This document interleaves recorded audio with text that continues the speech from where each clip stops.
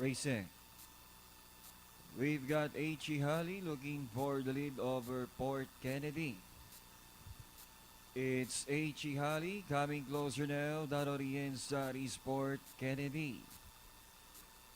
And at the half mile pole, it's now Port Kennedy by half a length over H.E. Halley.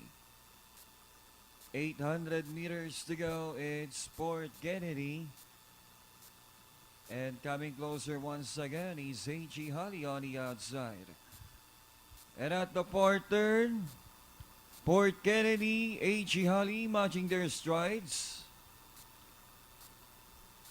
Towards the last 400, it's now H.E. Halley back on top over Port Kennedy. Towards the final turn, it's H.E. Halley by some 2 lengths now over Port Kennedy. And at the top of the stretch, it's H.E. Halley now racing away over Port Kennedy. And finally, H.E. Halley, second Port Kennedy.